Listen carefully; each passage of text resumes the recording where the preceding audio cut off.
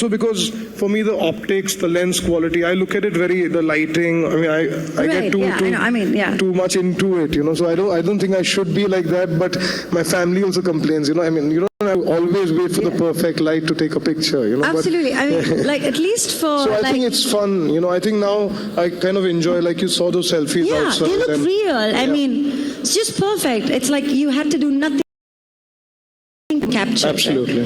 That's amazing. So, if you had to share with the audience in the room today, maybe the 3 things that make a perfect photo using your front camera, what would be those 3 things? I mean, it could be in reference to the angle. Of course, you mentioned the light, but anything else that you may want to bring? I think light is the single most important thing when it comes to selfies. I suggest using like a soft light. I think direct sunlight sometimes. Oh, it burns the face. Yeah, it becomes tough to open your eyes. You can't hold the expressions.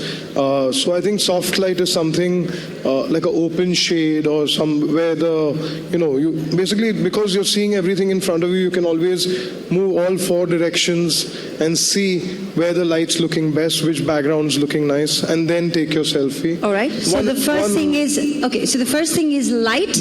Try not to take your selfies or your pictures with overexposed light. For example, this spotlight on our face would be a bad idea for a good selfie. Because of the shadows as well. When the minute you point your blocking the light of my face. Yes. But if it was an overall soft light, then there's light coming from the top, light coming from the bottom, you'll get a much superior selfie. That brings me to a question. How does one take, say, beautiful selfies in the night? The flash, the front flash. Okay. Yeah, the screen flash so actually is great. Works better. So that kind of fills up. All right. What would be the second thing? Second, I think people take the lens too high. They hold the camera very, very high, and they just look at their face. They don't look at the rest of the body that's coming in the frame. Right. So I feel that eye level, slightly above eye level. So this level is a good level. Slightly above is good, not there. Okay. So you have to see the rest of the body, All right. And the third thing would be, I think, when you pose. Sorry. Very important question for all the men and the women in this room. Could you give us the importance of a duck face? Is there an importance of a duck face at all? Like, no importance. Is that important? No, I don't think it's important. Okay, it's not important. All right.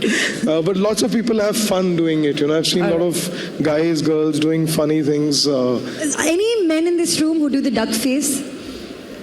I used to do it with my kids. You used to do it with your kids? Yeah. All right. All right. It would be fair to say kids are fine. If you're doing the duck face with your girlfriend or your wife,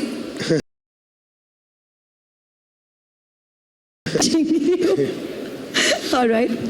Yeah, so and expression is important, because and one more tip I would say is that try and look into the lens, not into yourself. That's the most common thing everybody does. So everyone's looking at themselves and going like, "Wow, I look so pretty." No, but you should be making contact. No, it's natural also because you're trying to compose the shot. Okay. So it's naturally looking into the screen. But just before you press the click button, try and look at the lens. Okay, right. Thank you so much, Dabboo, for sharing those thoughts. Could we have a huge round of applause for Dabboo Ratnani, please? Thank you. All right. Well, this has been quite a worthwhile introduction and quite an interesting start to what we would call an epic launch. But ladies and gentlemen, here I am urging you to kindly endure just a little more patience before we roll the final show on the road. Thank you, everybody, for being here this afternoon. Once again, we love you. Thank you.